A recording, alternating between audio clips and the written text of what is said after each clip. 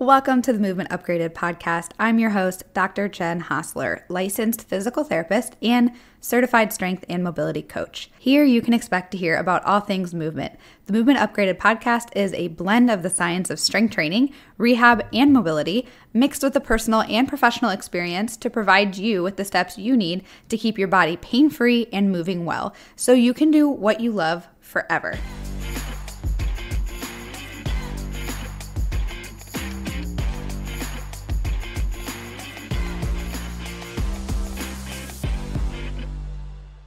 Welcome back to the Movement Upgraded podcast.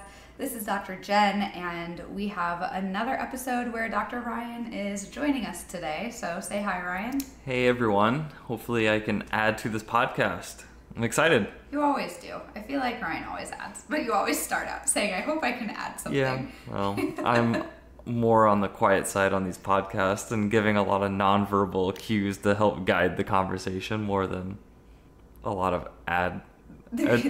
addition to the conversation. There's a reason that I do most of the podcasting and Ryan is on the other end. We just have very different strengths, and my strength and something I enjoy is actually talking, and I like podcasting. Ryan doesn't always necessarily love that kind of thing, and so sometimes I will ask him to come on.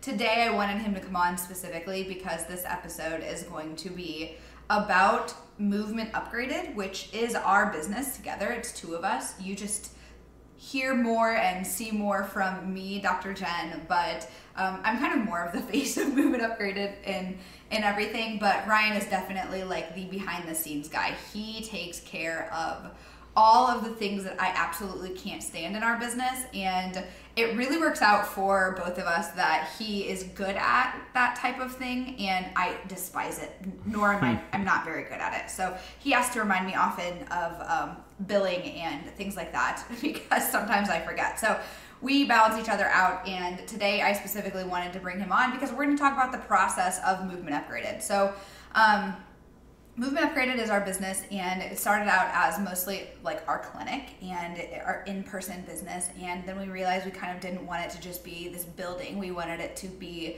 the idea of like our brand essentially, and we wanted to do more than just have our building. We wanted this to be kind of something that we can create more than just reach the people that we're working with in Wanted person. to help more people, and we found that we could do that online. Yeah, and like education, like there's just so much we found that we were repeating on a regular basis that we're like, if we're broken records, then more people would benefit from this information. And lo and behold, a lot of our social media is born from that, and this podcast is that as well. So Movement Upgraded is obviously both. We do have an in-person clinic where we work with people. We do more traditional rehab with people.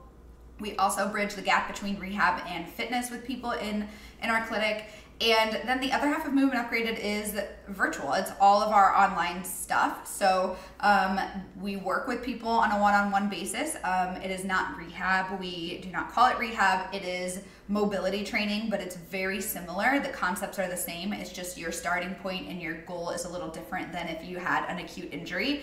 And we're doing actual rehab, which is what we do with some people in person. But that is kind of the other half. So we do both of those things, and I do obviously more than that and have more offerings, and then we have Kim Stretch as well. So we have multiple different things that are going on in Movement Upgraded. Today specifically, I wanted to talk about our process of how we work with people. I get asked this question a lot, not just from people who might want to work with us or just want to understand like what it looks like or how we help people achieve their goals, but also from clinicians or students or people just kind of interested in what that looks like. And so because of that, I wanted to bring Ryan on because obviously he's the other half of the business. He's a big reason like why we chose the processes we did. I didn't come up with these on my own. This process and the way that we work with people is definitely a byproduct of both of us. So we're gonna have Ryan here to make sure he keeps me in line with saying the things that are true about our business, because sometimes I forget things, which he's really good at reminding me, filling in the gaps. And then the other thing is just to give his side of everything, because what we're gonna do in this podcast episode is start with what the traditional rehab process looks like, which is why we created Movement Upgraded. Like, first and foremost, we did not like the way that traditional rehab was. And we're going to go through both from a PT perspective and a chiro perspective. And then we're going to go into what our process actually looks like, and if you are a patient or a client, what that would look like working with us. So without further ado, let's talk about the traditional rehab process. So when we were in school, we both worked in clinicals, or we didn't work because we weren't getting paid. We were actually paying the school to go to work, which is funny how that works. Different topic for a different day, but clinics really, or the clinicals really were us going in and treating and working with, and assessing and working with people on a day-to-day basis, like all day long. It was basically like you work a regular clinic job, but you're not getting paid for it, but it's supposed to give you the experience to go out and then treat. Once you are a clinician, you graduate, you get your boards. Or you pass your boards. So when we were doing that, we started to really, I think probably way earlier we knew what the clinics were, and we started to have this idea for Movement Upgraded, but it was really solidified when we were in clinicals. And then I graduated, and Ryan did all of the background of like putting Movement Upgraded together, really trying to build the business, and I went into a traditional physical therapy job. And I did that obviously because we had to build our business and still make money and pay our bills. So I was in a traditional physical therapy setting where I was seeing 12 to 15 plus patients per day. And I was working like 9 to 6, I think, or 8 to 5, or something along those lines, or 10 to 7, I think is what my typical hours were, depending on the day. And I would have an hour for lunch, but every other hour was filled with patient visits. And so sometimes I would have 2 to 3 patients at a time. And I'm gonna take you through what that looked like, and then I'm gonna have Ryan go through what it kind of looked like for a chiropractic clinic that he worked in his clinicals, and we're gonna talk about what we didn't like about it. But a typical rehab process for the clinic that I worked in, they took insurance, and they also had some people who didn't use their insurance or didn't have insurance, so we call that cash pay, where they're just paying right up front for their services and they're not submitting for any reimbursement, or we're not submitting for reimbursement as the clinic. So we had a hybrid. Most of it was insurance, and the unfortunate part about insurance is that the clinic then is organized based off of how insurances work. So insurances are paying the clinics. So you're basically going to set up your clinic to get the most money from the insurance, because insurances are such a pain in the ass when it comes to giving money and paying for things that are needed. And there's a lot of different reasons that this is a problem, and I'm not going to stem into all of them, but I am going to talk about the effect and what that looks like in clinics. And so when I would work with people, they would come in, they would schedule their session, and most people came referred from physicians, and they came to our office based off the location, or the physician knew and talked to the owner of the clinic that I worked at. And so they would come in, and they were randomly assigned to whoever was available at the moment. So there were 5, 6, I don't even remember how many other physical therapists I worked with. I think there were 6 of us, plus the director, plus the owner. And the owner owned 2 clinics, so he was back and forth depending on the day. When all of us were there at the same time, we actually didn't have enough tables for all of the patients, so it was like kind of a mess. But they would put the patient basically on whoever was available. So sometimes if I had an opening on my schedule, one minute I would have an eval filled the next minute, and I wouldn't have a lot of time to go look at their information and their paperwork. And then the paperwork that we have people fill out is really important for us to know to kind of target our assessment. And a lot of times people would show up, they didn't do the paperwork, and they didn't get the paperwork until right then, so they would be doing it, they wouldn't finish because they would get there late, they couldn't find the place. It was kind of a mess. And so I would go in there without any paperwork, without any information, and just trying to talk to my patient. And I would have an hour if they got there on time, and if I was finishing with my previous patients on time, I'd have an hour to ask them all of these questions that I need to know about them, to assess, and then to start them on their treatment program and teach them what they needed to know. It is not enough time to do all of those things. The paperwork is really important ahead of time. It saves us a lot of time in the session. And then the actual assessment will typically look like what is on the forms that we have to fill out. And My assessment now looks very different, but I would follow the assessment that was kind of recommended and everybody did at the clinic that I worked at. And this is very typical. They're very common assessments. They don't change. So if you come in with a neck issue, you're going to get the same kind of assessment as somebody else with a neck issue. And it's kind of just like, this is the things that you do. And it's very generalized. And it's more about documentation so that they can show improvement as you work with the therapist and send that to insurance companies than it really is about asking you what your goals are and then targeting the assessment accordingly. The measurements we take are not super meaningful to you necessarily because it's already dictated by what insurance is recommending or thinks is important or requires for them to reimburse us. So that is kind of a byproduct of working within the insurance model, as the assessment isn't even great. And then a lot of times the exercises recommended wouldn't even be based off of the assessment. It would just be based off of, okay, you have neck pain, I'm gonna get this information, put it on a piece of paper so that we can send it to your insurance or we can show progress. And then I'm gonna give you my 5 exercises that I give everybody, or my 3 exercises I give everybody for neck pain. And they send you on your way, or they do a little bit of maybe some heat or ice afterwards to make people feel like they got something out of it. And that is the initial assessment, the initial visit. And then they send you up front, you book your sessions based off of what the therapist recommends, and you come in and after that, and we kind of go through how you feel and look at your exercises, maybe add to it, but you're getting a home exercise program, which is basically the exercises recommended. They're printed out on this archaic thing that has no like progressive exercises, and because it's very limited in how many exercises are on it, that's another reason that you get very generic exercises on this like piece of paper, and that's your program. And then your sessions are typically 2 to 3 times a week for so many weeks, and that's what they recommend.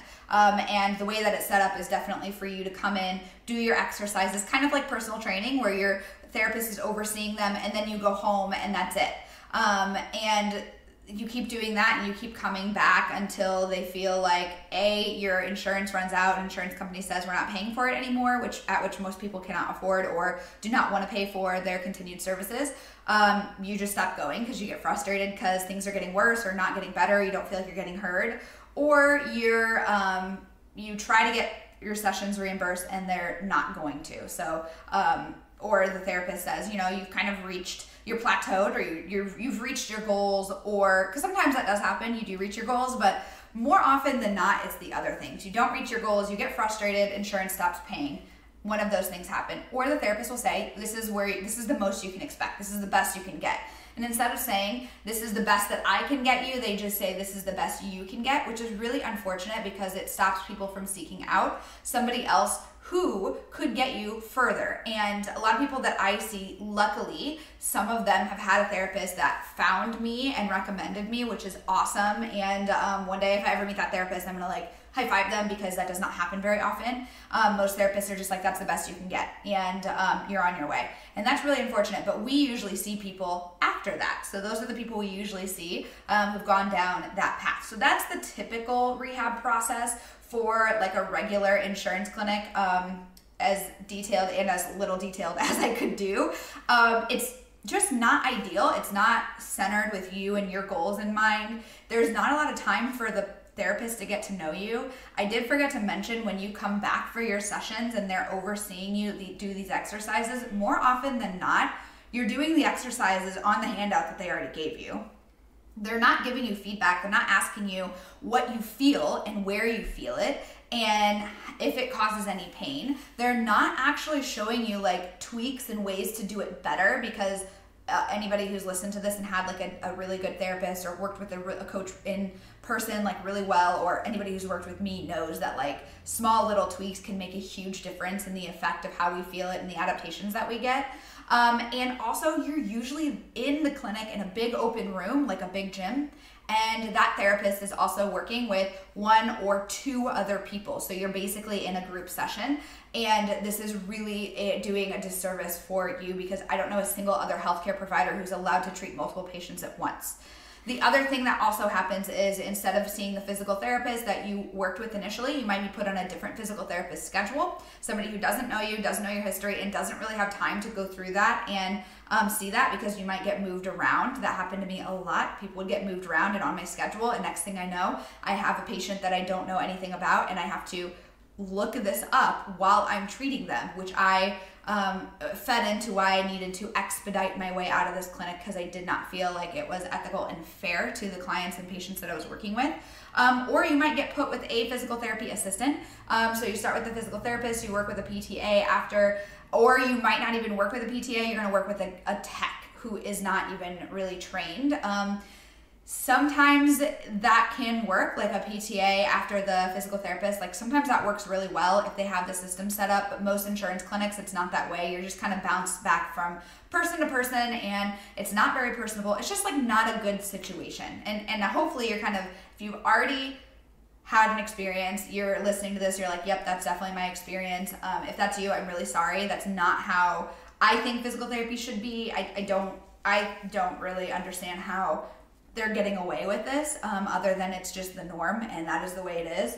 But also, if you haven't had that experience and you go into physical therapy and you do have this experience, I just want you to know it's not the only experience. You just might need to find additional places. So that is physical therapy in a nutshell, in a traditional rehab setting, in a traditional insurance clinic.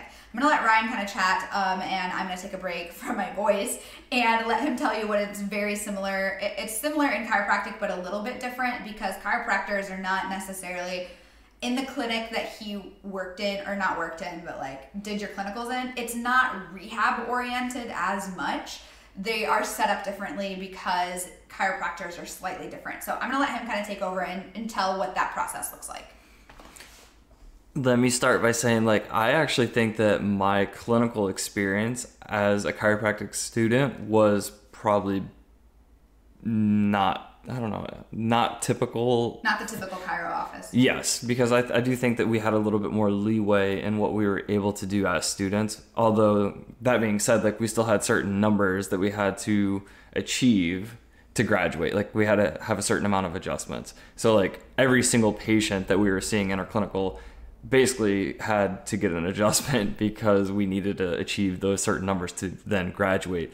But we were able to, like, really tailor our patient sessions to what we wanted to do when we graduated. So for me, I was able to do a lot of the mobility stuff and strength work and rehab, that exercise stuff. Yeah, thankfully. But I would say a lot of traditional chiropractors that are out in the real world are very focused on billing insurance companies and things of that nature, like what Jen had talked about. So you want to talk about like what a typical chiro so is a typical a typical chiropractor, I would say you're going in, you're having your initial session, and you might get adjusted there, but then they go through your examination and whatnot, and then Jen and I were just talking about this. A lot of chiropractors will then send you home and have you come back for a follow-up visit, which you're not necessarily even getting treatment, but it's more of like a report of findings.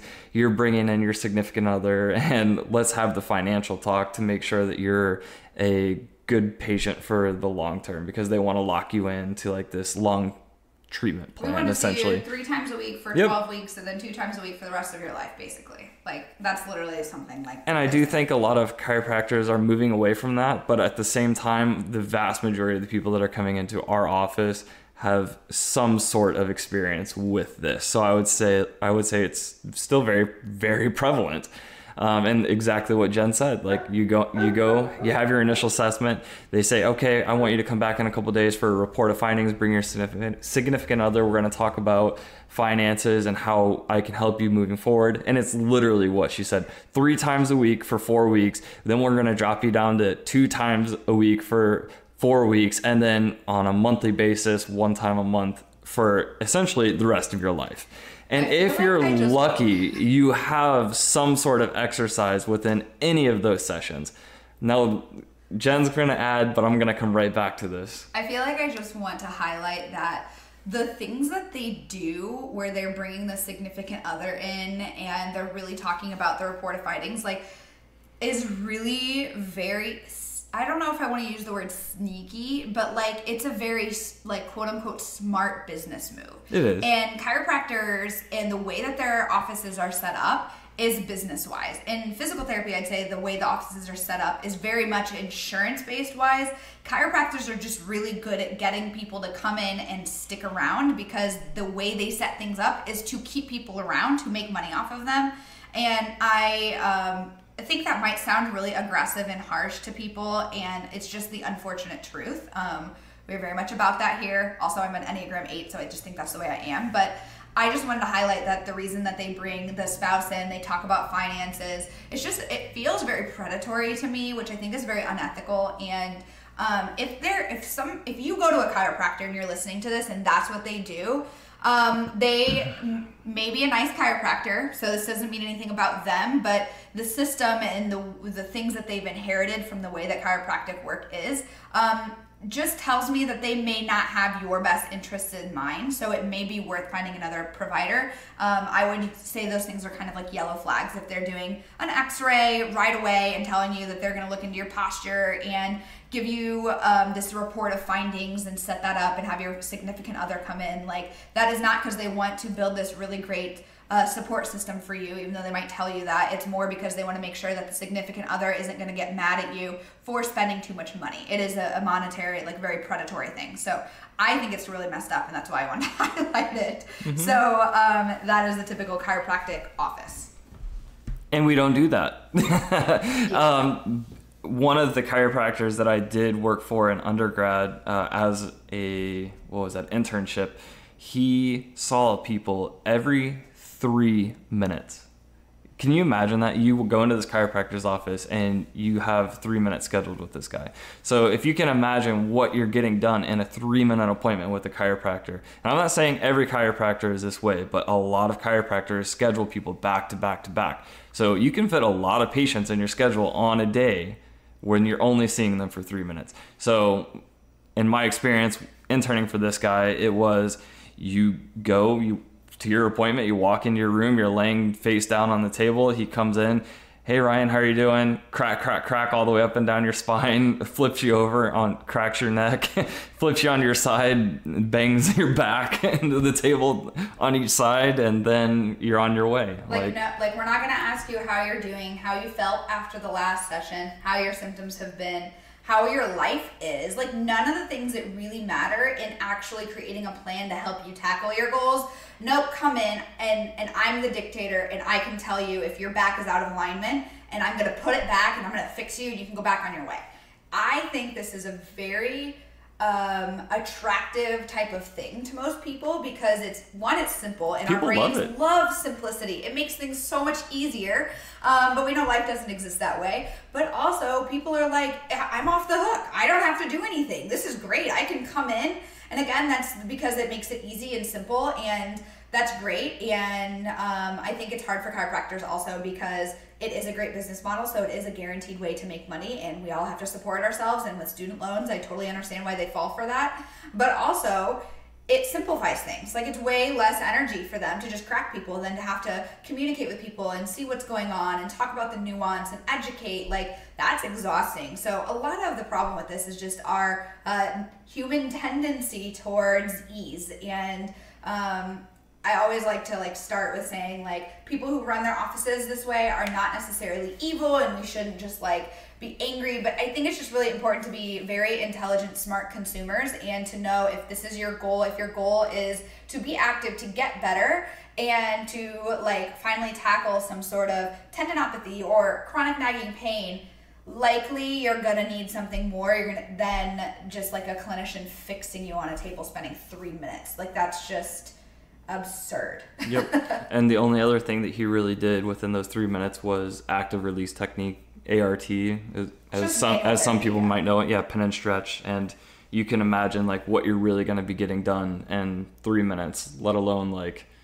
you need a manual therapist to do that multiple times to ever really see, multiple times a week for a long duration to ever really see any true change in can you your just tissue. Exercise for 3 minutes a couple times a week and expect your body to actually change? Right. Like that makes it, that, you know, like logically that doesn't make sense. So if we think about our bodies needing to change for rehab for whatever reason, why do we think somebody else doing something to us for a couple minutes, maybe even 30 seconds for like once or twice a week is going to actually do anything? But it feels better. Yep. So we think that it's doing the things that they're educating us about, like releasing adhesions, when it probably isn't.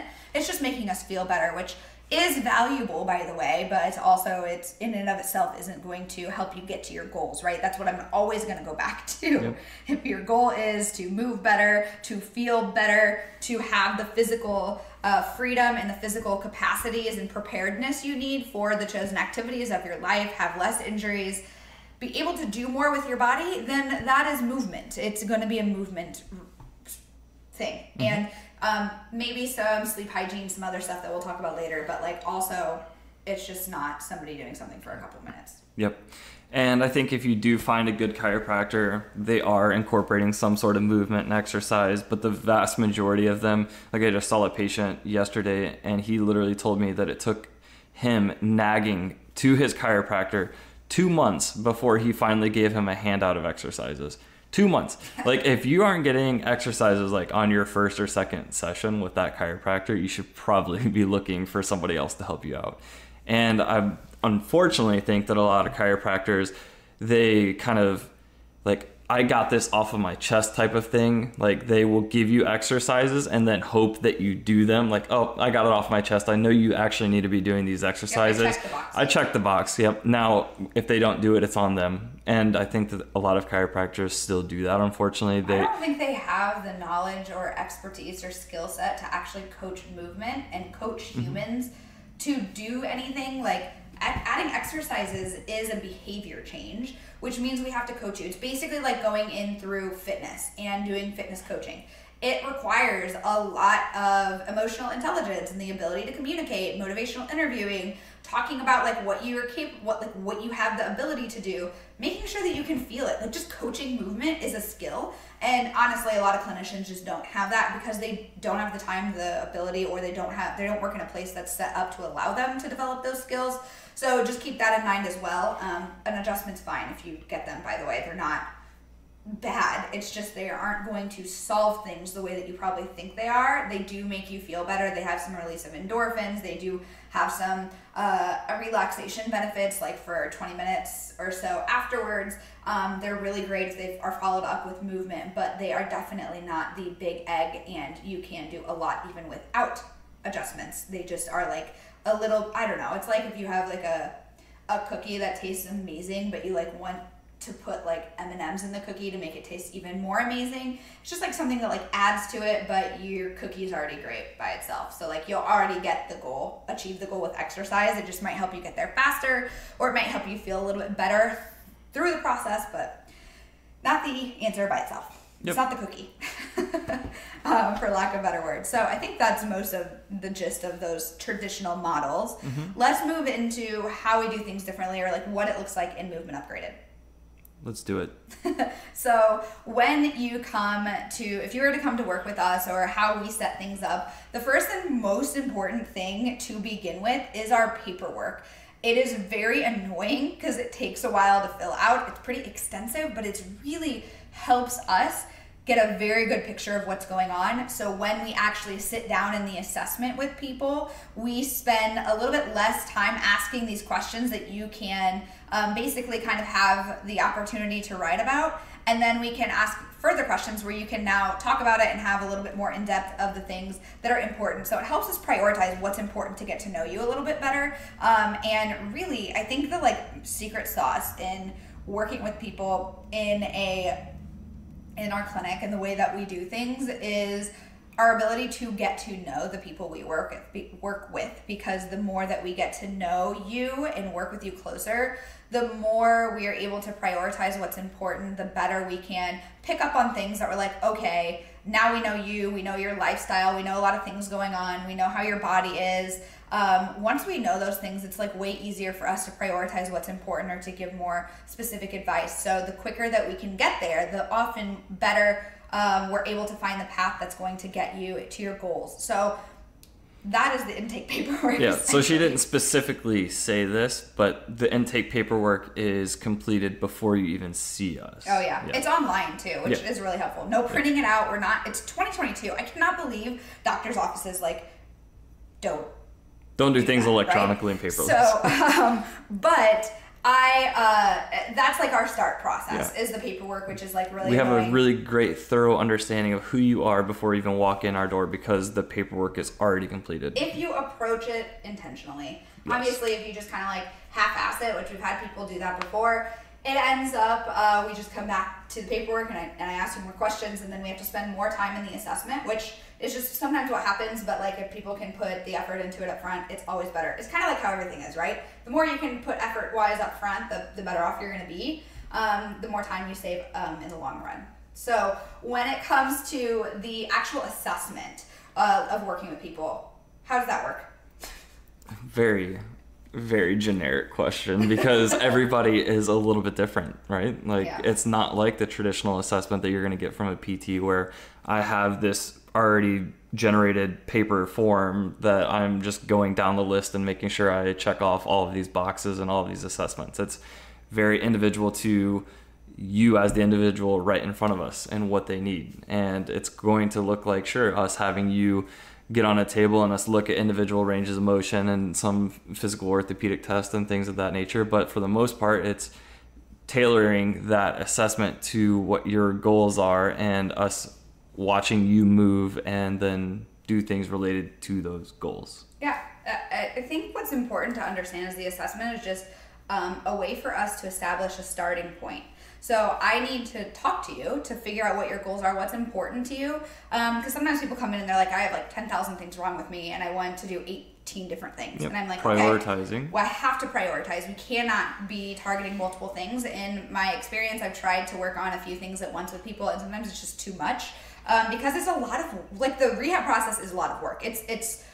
You're going to have like 20 minutes or so of exercise per day that you have to do. And Jen and I are guilty of it ourselves. Like we think that we can tackle all of these things at once. How dare you? Yeah. So everybody's human and we all like to think that we can just do all of the things, but we need to sometimes be real with ourselves and realize like if we're doing 3 or 4 exercises, we probably can only tackle one thing at a time because we can't be doing like 3 or 4 things multiple things for one complaint. So like if you have a shoulder, a neck, a low back, a hip, a knee, and a foot problem, I'm going to have you usually pick one. Maybe like if it's a foot and a knee and a hip, I might be able to target those all kind of together because they're pretty interrelated.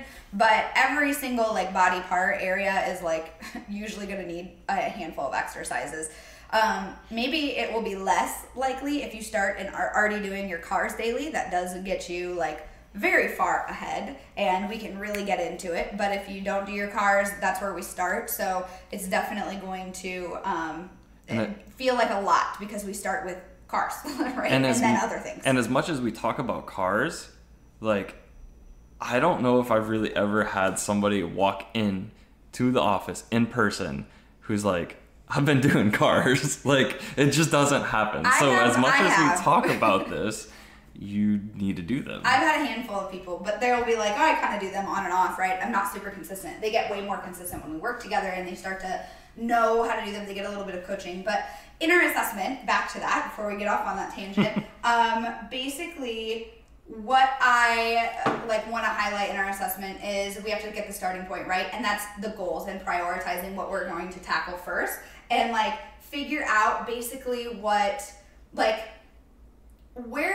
direction are we heading? Like sometimes one of my favorite questions is like if I could wave a magic wand and you could do whatever movement or activity you want, what would that look like? Like, and how is that different from right now? Like what activity or what movement is really your driving force? Most people can tolerate pain and little nagging things here and there, but they'll come to see us when it limits their ability to do something. And so that's what we really have to highlight because that is going to give us a very specific direction to really specify what we need. And it also helps us measure your progress because then you can be like, okay, now I know exactly if I am moving towards that thing or not, because I have some way of measuring it, and I can be like, oh, because a lot of rehab isn't like you come in, you've got this neck pain, and you wake up one day through the rehab process and the neck pain's gone forever. That is not how it works, although we think it is. So when we are going through our assessment, we have to figure out, okay, where are we going? So what's the direction? And then what's our starting point?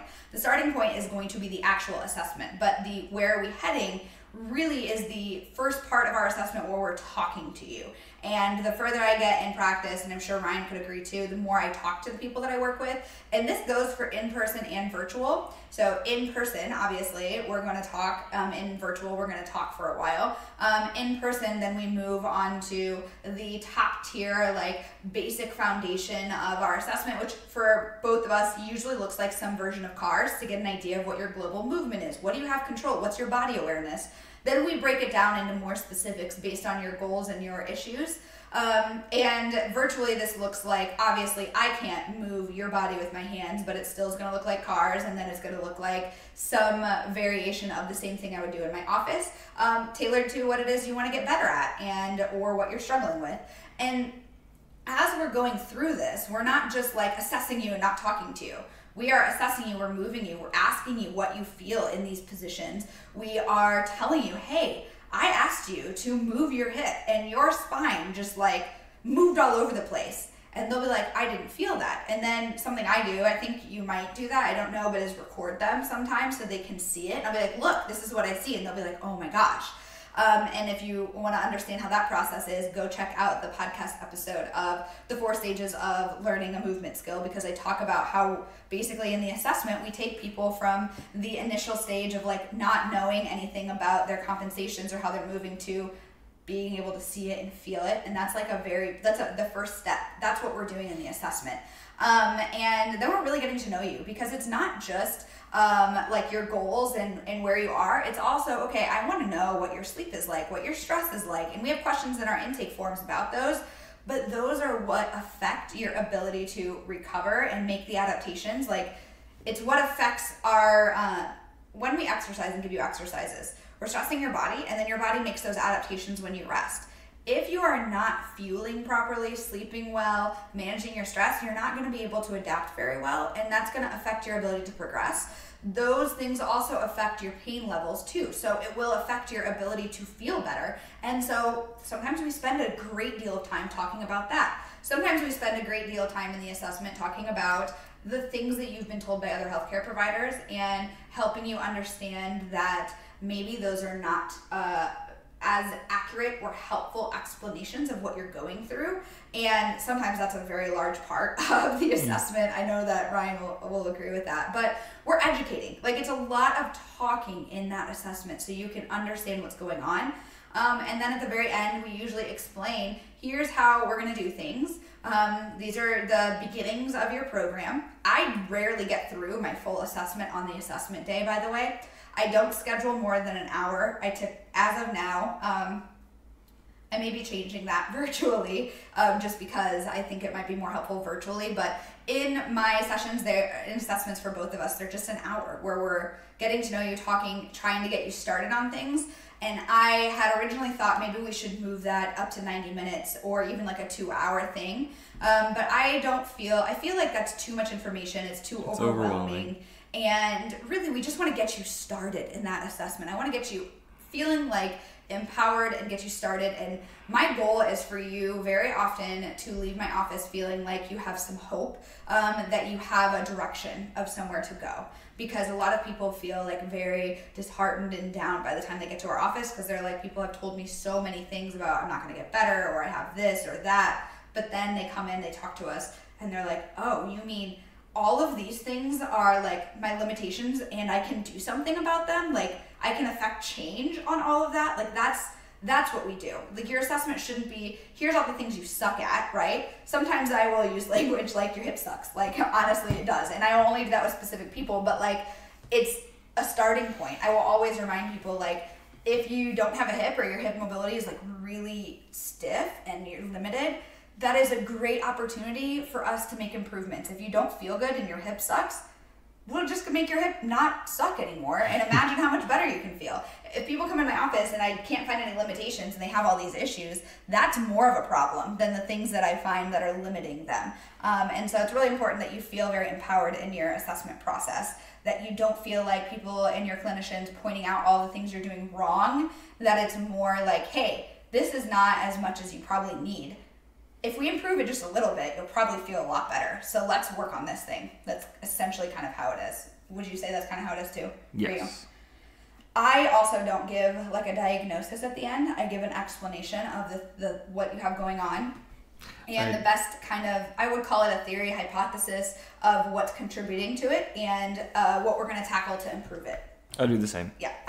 And I'll probably talk Most people know if they're coming in for low back pain that they have low back pain. Right. They don't need to be diagnosed with low back pain. They're looking for a diagnosis like way more specific. And in the movement world, sometimes we get so over dramatic about like names and they're just not super helpful. And I'm probably going to do a podcast episode about this later, but we don't really do that. We just tell you like what matters is here's what we're finding, here's where you want to be, and here is the outline of how we're going to get you there. And that's it.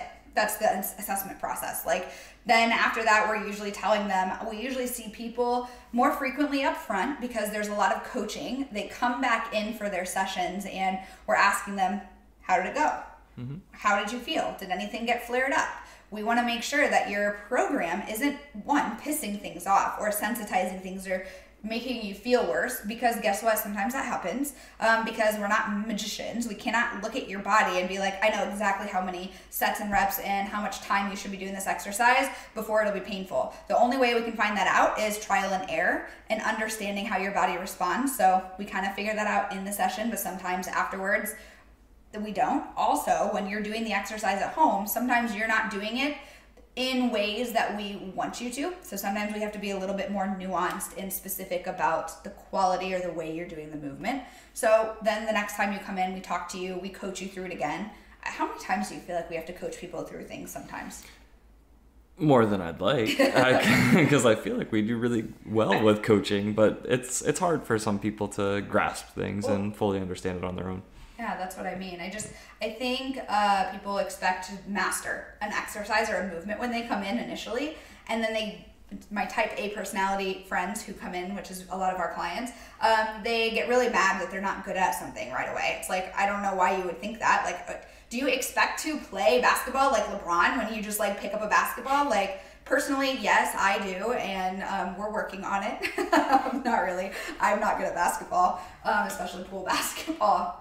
But you just aren't going to be good at something new right away. And so it just takes us a lot to coach people through it. And you don't need to do a movement perfectly or an exercise perfectly to get benefits from it. Mm-hmm. But sometimes to get the amount of benefits or to get the actual changes that we need in your body, we do need them to be a little bit more like higher quality. And so we will coach people a lot. So we initially will see people. All of our follow-ups are typically an hour.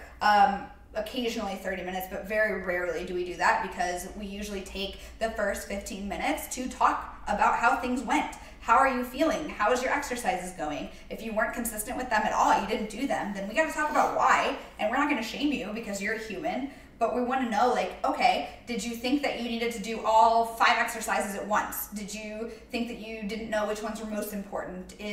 Did you just not feel like you were doing any of them right? Or were they all painful and you couldn't do any of them? So there's a lot of reasons and a lot of things that we can help people with. And we've had people in the past just like not show up or be like, I think I need to move our appointment because I don't have the hang of these yet. And a lot of times we're like, no, that's the point of the next session. It's coaching you through it. It's not just you're all on your own and we're just over here. It's like we're a team. We're going to go through this together. Yeah, so people come in and typically we'll see people like once a week for a month around there. Yeah. And then after that we might drop down to a bi-weekly, so we see them every 2 weeks, and then from there it's a monthly thing. And very often my people stick around for a month or every 6 to 8 weeks and come in for just like an update in their program or if something flares up. But very often that's kind of the process that we go through, and that's what we found has worked best because it usually takes a couple sessions to get all of the assessments done that I want to do and to educate and explain. I don't rush my assessment into the first initial assessment. I'm still doing assessments throughout. We reassess all the time. And then it takes me a while to teach you all the exercises that you need. Yeah. Sometimes that's just the way it is, because most people aren't doing CARs, and CARs is the way that we maintain. And if you aren't maintaining, we can't work on improving. And doing CARs will improve people a lot to start, but it's also just a maintenance. So that's kind of the process as we move through things. Did I forget anything? No, I think you're doing a good job. I think that I don't know what I'm trying to say. I put Ryan on the spot. Guess who does not like having that happen? Ryan. It's good for him to practice though, right? Yeah, I guess what I wanted to like rehash or like recap is to make sure that like the people that we're talking to in this podcast that are listening, like they know that yes, we're trying to help people overcome a complaint and overcome pain, but we're not necessarily like the go-tos for like just pain relief in itself. And a lot of the people that we're working with are like willing to put in the work and know that they have to do exercises to make change in their body, and that this is a long-term process to impact how they move, feel, and perform with the activities and things that they love. Because I know that it can kind of be easy to get ourselves out of pain. Like, a lot of therapists and chiropractors are good at helping people get out of pain, but it's easy to trick the nervous system. Yeah. So like maybe you only need a couple sessions with us. I guess is what I'm trying to get at, is like people will feel better in a couple sessions and then they just think that like, oh, I'm out of pain, like I don't need to come back or whatever. And it's like, well, yes, you can get out of pain pretty easily. Sometimes. By the way, sometimes. Sometimes it's not that easy. If you're getting more specific with what you're doing exercise-wise, it can be a little bit more easy to get out of pain and feel better. But you're not necessarily making true long-term changes in how your body moves and functions. Sometimes because that stuff takes months. Sometimes we have to really bring people back to their goals, and yes. like a lot of people will say their goal is to feel better and get out of pain, but we dig a little deeper, and the reason people usually come to see us is they've been dealing with pain. Like, people can deal with pain. We can, manage it. We've got like hot packs. We'll go get massages. Like, a lot of people can manage pain in their own way because there's a lot of things we can do to affect how we feel in our bodies. But when it keeps coming back, or it starts to get to the point where now it's so painful or so limiting that we can't do something, like people will come in and they'll have like a pain, and they'll be like, I want to get rid of it, right? But I'll be like, well, what is it that it's keeping you from being able to do, or what's really important for you to be able to do that this might limit you? Mm-hmm. And then we'll kind of get to the root of things, and it'll be like, oh, well, I really want to be able to go on hikes with my family, or go on hikes and not worry about my back being flared up out of nowhere and having to cut it, or having to worry about that. And then not be able to continue on the next day. Yeah, or like maybe I'm worried about my back kind of hurts on and off, but I'm also I lift things like I have a child, and I just want to make sure that when I lift, I don't have to be worried about injuring myself, right? And so sometimes that is what the goal is. And so for a lot of people, they'll feel better with their pain, but then they'll be like, okay, well, I feel better, right? And then they'll have this sense of confidence that they're like, yeah, I feel better, I'm good. And the bottom line is that sometimes it takes a while to get tissue strength and tissue capacity built. So subjectively, we can feel better. That can happen really fast. But like Ryan said, the actual strength of the tissues and injury mitigation is months to really affect, sometimes even years for things to change. So for some people, their goal is just, no, I just wanted to feel better, and they will be off on their way. And I'm like, you know what? I taught you what I could. Go ahead. If it comes back, come back to me and we can work on it. But very often we have to remind people that, like, yes, you feel better. It's awesome. That is a sign we are on the right path. We are not done. Yes. So, but everybody has different goals, and it's just part of our job as coaches to help you see those things. So, I think it's just really important to know that, like, we are coaching you. It's a coaching situation. It's not a healthcare provider providing you a solution for your problem. Mm-hmm. And I think that's kind of how rehab is sold a lot. Yeah. Yeah. Yeah. I don't know. It can be very hard for me because I know what's best for people and I try to communicate that to them, and they're like, nope, this is what I want type of thing. And behind closed doors, I'm just kind of smacking myself around like, I know you've only worked with me for 2 sessions now, and if you go right back to hiking for 10 miles out of nowhere, like, this is going to come right back. And then they're thinking like, oh, he's a crappy therapist or crappy chiropractor because here I am hurt again. And I'm like, listen to the conversation and remember the conversation that we've had at that initial assessment. Like, these are your goals. Here's the process. Here's how long that it's going to take you to get there. Yes, we can get you out of pain and get you feeling better. It's very subjective, like Jen was just saying, but like, we have other objective measures from a strength and tissue standpoint that like, it's just not physiologically going to happen in 2 sessions. You don't get a pull-up out of working on a pull-up for 2 sessions. Yeah. Or you just don't get strong that quick. It just goes back to like remembering that like when it comes to rehab and mobility training, because our rehab process is a little different, like Ryan said.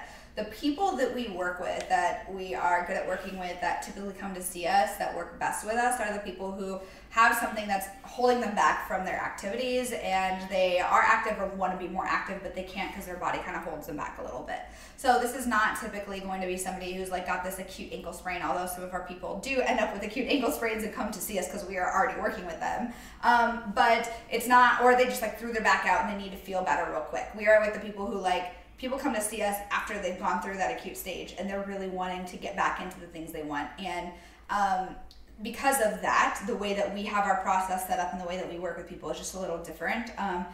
If you approach like a rehab and you go to somebody and your goal is just to get out of pain and they help you do that, that's fine. And that works. But the hard thing that Ryan's explaining is when we are working with people and we hear what your goals are and we are trying to communicate to you what you probably are going to need to prepare for the goals. And sometimes we fail to do that. Mm-hmm. And it's hard for us as clinicians, but nobody told us we would have to work on our own ability to deal with that as much as we do. But it's hard for us as clinicians. But I think the most important thing that you can take from this as a listener or consumer or somebody who might be going and being on the client or patient side is to be open to what your clinician is telling you.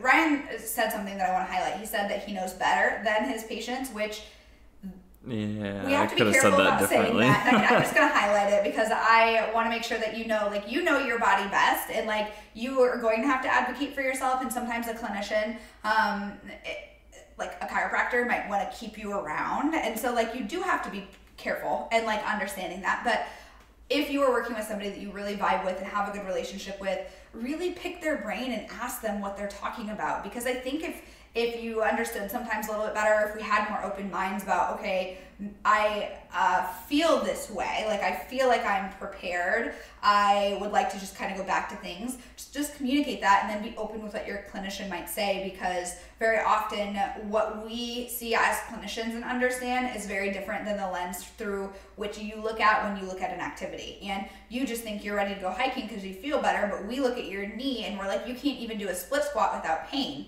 If you can't do a split squat without pain or a lunge without pain, going and hiking where you're going to be doing multiple step-ups, which is even more load through your knee, is probably not going to be good. And we know that because we understand biomechanics and load management.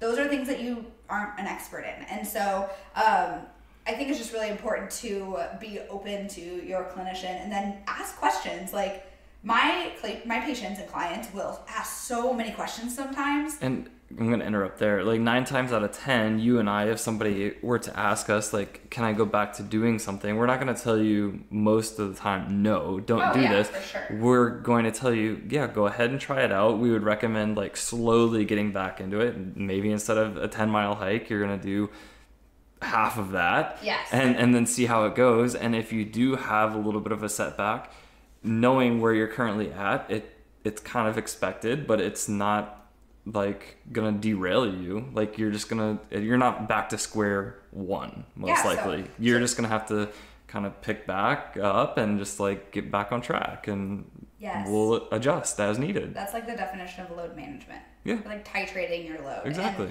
And making informed decisions is all that we want to help people do, I think. So like, if you want to go do something that is really risky, or we think it could very well probably set off your symptoms a little bit, we're going to educate you that that is the risk that you're taking. Some people think that risk is worth it. Like, if you have this one in a lifetime chance to go do something, sometimes we just do the best we can, know that our bodies are gonna hurt, and we just do it, right? That's probably not most people, but like, sometimes that happens. But like, we just want you to be informed and understand the repercussions that are possible or likely with the situation when we get to know you and your body.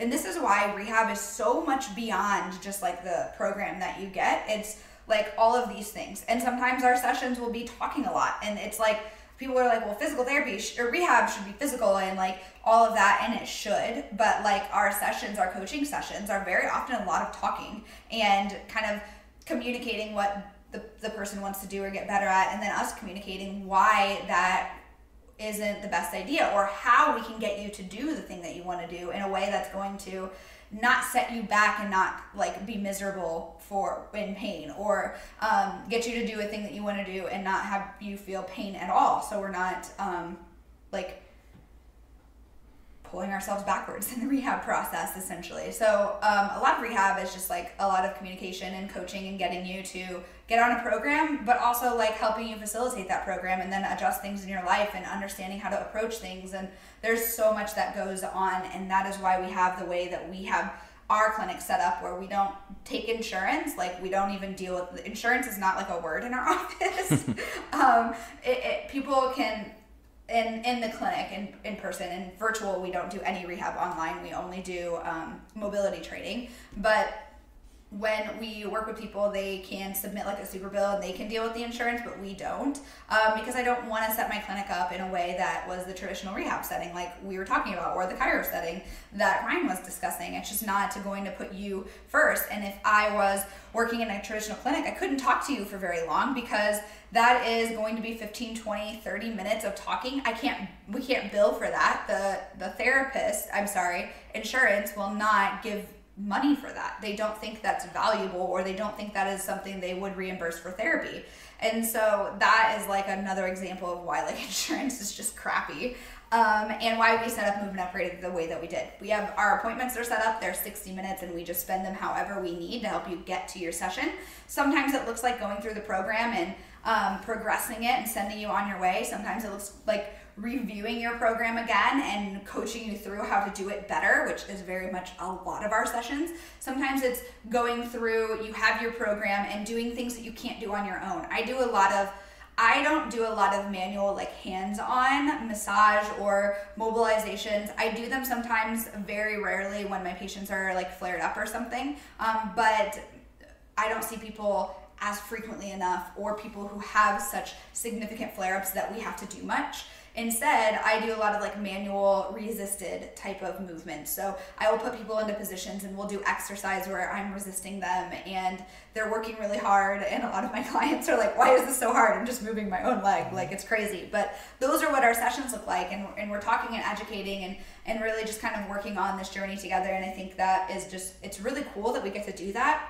And by the way, this is not us saying that this is the way to do rehab. This is by no means anything. Like, saying that, it's just one way to do rehab. It's the way that we set things up. And I think it's pretty cool. Virtually, when we work with people through mobility training, it's very similar, the way that we set things up. I typically don't see people as frequently, but sometimes I'm kind of shifting in the ability to do that, where I can coach people on a one-on-one session more often. But when I work with people virtually, they've got their assessment, we do that, we talk a lot, and we have our follow-ups where we talk about how things are going and we coach through how they're doing things. And it's a lot of communication of like what you feel when you're doing an exercise, and like slightly giving you a little cue. So like on my Instagram recently, I posted a video of me doing neck cars, and I talked about how a lot of people get pinching in their neck when they look up, and I gave a little cue, and I said this one cue, this thing to think about when you're doing it,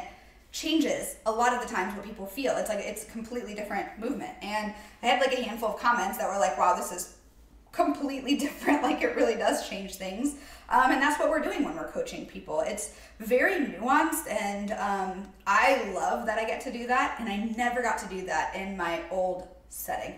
You can't, because you have 3 people you're keeping an eye on, and you're trying to document the things they're doing. So you're just shouting at people across the room saying, do this one next, and that's worse than the worst personal trainer I've ever heard. Like, I don't think it's as helpful. So anyways, I think, is there anything that you wanted to add about the stuff we covered or what I just talked about? No, I hope I didn't throw you off in my little tangent there. And you didn't. Okay, You were fine. Okay, so hopefully it added to the conversation and didn't make you forget where we were going. No, it was good that you highlighted that, because sometimes people do chase pain. Once my words came out and I was able to form them, we got there. It actually reminded me, we talked about this. Ryan and I solve world problems on our walks, and we were talking about people who come to see us or people who seek out rehab, and the difference between somebody who's looking for a solution versus somebody who's seeking relief, which I think is kind of what he was getting at earlier too, is, are you looking for a solution and something where you are going to be changing your lifestyle and adding some exercise and maybe changing your approach to fitness, because we also will educate and provide modifications for ways of strength training. Our sessions look very different for who they are and what their goals are, but sometimes that's what we're doing. And is that your goal, to provide like a solution and to really kind of change what your approach is? Because obviously what you've been doing leading up to this hasn't been successful or helping you get what you want. Or are you looking for relief? And I don't know if they exist on like a binary scale, in that you can't have one without the other. I don't think that they are mutually exclusive, but I do think that often if you only seek relief, you aren't necessarily looking for solutions. You are mostly just chasing relief, which, again, I've said this before, it's not bad to chase relief initially. Sometimes we've got to do what we got to do. But are you also then trying to find solutions? And more often than not, we don't work with people just looking for relief. We are looking for people who are finally ready to find solutions. It's not one thing, it's more nuanced than that, but some sort of a solution to actually get to the goal that they're looking for. And I think Ryan highlighted that really well, because relief is something you can get within a couple sessions, or like with a quick adjustment and make you feel better. But that thing or that problem will likely come back because you haven't changed your body at all. They didn't put you back in place, because you don't come out of place unless you become paralyzed. So like, we're not really changing anything, and so you can't expect things to change if you're not changing them, right? Like, that's silly. And there's like a quote about that, and I'm not even going to try to say it, because I think Einstein is like, I think they said it's like from Einstein and it's actually not, or like it's misquoted, so I just like don't even try anymore. But I think it was really good that Ryan brought that up, because relief is not the only thing that you can seek, and you can demand more from your clinician and from somebody that you work with for improving your mobility and trying to get your body ready for the things that you want it to be able to do. So I think that is all I'm going to cover today. Was there anything else that you wanted to add from that little tangent? No, I think you recapped what I was trying to say very well. We do that sometimes. So with that being said, thank you, Ryan, for coming on. I know I still did a lot of the talking. Yeah, to me it's expected, because otherwise you're going to hear a lot of pauses for me trying to get words out. Ryan's like, it's expected, and now I can't think of the word. It should be expected. Appreciated. That I'm quiet. Ryan's a type 9, but he's not really that quiet when you get to know him, trust me. Yeah. You'll probably, if you follow me on Instagram, you see that. So anyways, without further ado, we'll get off the podcast because we did a lot of talking. Thanks for having me. Yeah, thank you, Ryan, for joining us. If you like this podcast, let us know. Feel free to reach out to us, email or DM. If you haven't hit subscribe, make sure you get these podcasts sent to you. They come out every Friday, but I do not do a great job at reminding you on Instagram, so that way you get notified when they come out, because we are all busy and sometimes we forget. And if you have, what were you trying to say? And if you haven't left a review, yes, drop us a review. Yep, review. As always, I think I say this in every episode, but I will remind you again. If you have already, thank you. If you have not, please just like hit the 5-star rating and just like type something real quick, like one sentence. We don't do this. We usually just like drop reviews when we're pissed, but like if we could just more often, like every once in a while, put that little energy out, it really helps small business owners. It's the way to support this podcast, which I do for free. So if you can go do that, I'd appreciate it so much. And with that being said, I will chat with you on the next episode.